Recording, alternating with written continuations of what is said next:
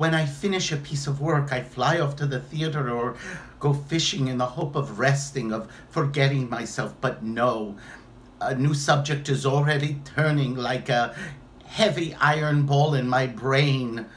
Some invisible force drags me to my table, and I must make haste and write, and so on, forever and ever. I get no rest from myself. I feel like I'm devouring my own life. That for the honey which I give to unknown mouths out in the void, I rob my choicest flowers of their pollen, plucking the flowers themselves and then trampling on their roots. Surely I must be mad. Surely my friends and acquaintances do not treat me as they would treat a sane man. What are you writing at now? What are we going to get next? And so it goes on and over again until I feel as if my friends' interest, their praise and admiration are all a deception. They are deceiving me as one would deceive a sick man. And I'm afraid that sometime they're going to steal on from behind me and seize me and carry me out like Perpitchkin to a madhouse. In the old days, my best young days, I was beginning writer. My work was continual torture. An unimportant writer, especially when things aren't going well for him, feels that his writing is clumsy, awkward, superfluous, and his nerves are strained and tormented, and he has nowhere to go but to hover amongst those people involved in art and literature, unnoticed, unrecognized, afraid to look men frankly in the eye, like a passionate gambler who hasn't got money to play with.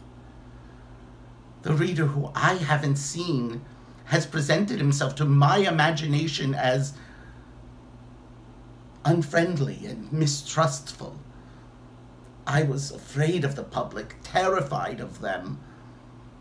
And when each new play of mine was put on, I saw the dark ones in the audience to be hostile and the fair ones to be coldly indifferent. How terrifying it was. What agony I was in. Yes, it's a pleasant feeling to write, and to check over the proofs is pleasant too. But as soon as the thing is put on,